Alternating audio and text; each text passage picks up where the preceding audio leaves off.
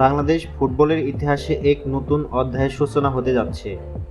দেশের বাইরে থাকা বাংলাদেশ বংশোদ্ভূত ৪০ জন ফুটবলারের ৯টি ভিন্ন দেশ থেকে আসছেন শুধুমাত্র বাংলাদেশের হয়ে খেলার স্বপ্ন নিয়ে।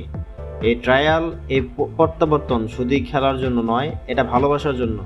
আজকে গণভয়েস জানাবো সেই প্রতিভাবান প্রবাসীদের গল্প, জানাবো ক্যাবরেরার পরিকল্পনা এবং ভবিষ্যতের বাংলাদেশের সম্ভাবনা। কারা আসতেছেন এবং কোথা থেকে আসতেছেন। এই জুনে ঢাকা অনুষ্ঠিত হতে যাচ্ছে একটি বিশেষ ট্রায়াল সেশন, যেখানে অংশ নিচ্ছে ৯ দেশের ৪০ জন ফুটবলার।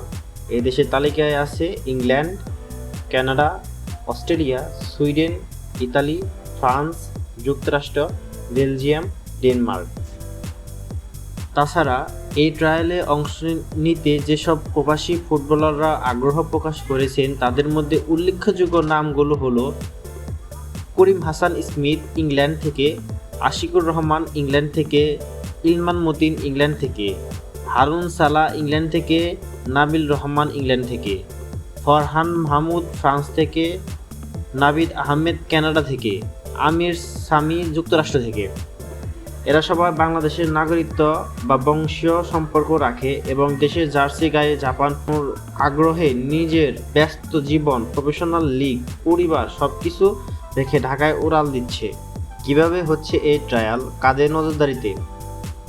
এই প্রোগ্রামটির প্রধান পরিকল্পনাকারী হচ্ছেন জাতীয় দলের প্রধান কোচ হাভিয়ার ক্যাবরেরা। তিনি স্পষ্টভাবে জানিয়েছেন এই ট্রায়ালের উদ্দেশ্য শুধু প্রবাসীদের দেখা নয়, তাদের স্কিল, ট্যাকটিক্স, ফিটনেস, টিমওয়ার্ক সবকিছু বিশ্লেষণ করে বয়সভিত্তিক এবং জাতীয় দল গঠনের দীর্ঘমেয়াদী রোডম্যাপ তৈরি করা। এই ট্রায়াল চলবে ৩ দিন এবং সেখানে থাকছে Bafufe scouting team, video analyst, technical director সহ কোচিং স্টাফ। এই প্রোগ্রাম যদি সফল হয় তাহলে এটি হবে বাংলাদেশের ফুটবলের ডায়াসপোরা রিক্রুটমেন্ট স্ট্র্যাটেজি এর প্রথম বাস্তব রূপ। অন্যান্য দেশ যেমন মরক্কো, আলজেরিয়া, সেনেগাল, এমনকি ভারতও প্রবাসীদের জাতীয় দলে এনে আন্তর্জাতিক সাফল্য পেয়েছে।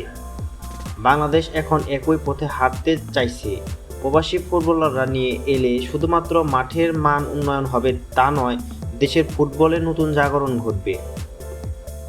একটা সময় ছিল যখন বাংলাদেশের ফুটবলের কথা বললে মানুষ বলতো হ্যাঁ আর কি হবে, কিন্তু আজ সেই জায়গায় প্রশ্ন হচ্ছে কে খেলবে, দেশি না প্রবাসী? বাংলাদেশ ফুটবল এখন আর থেমে নেই। এই প্রবাসী ফুটবলারদের আগমন যদি ঠিকভাবে কাজে লাগানো যায় তাহলে ভবিষ্যতে জাতীয় দলের স্কোয়াড একেবারে পাল্টে যেতে পারে। জানিয়ে দিন আপনাদের মতামত, এই প্রবাসীদের জাতীয় দলে সুযোগ দেওয়া উচিত কিনা।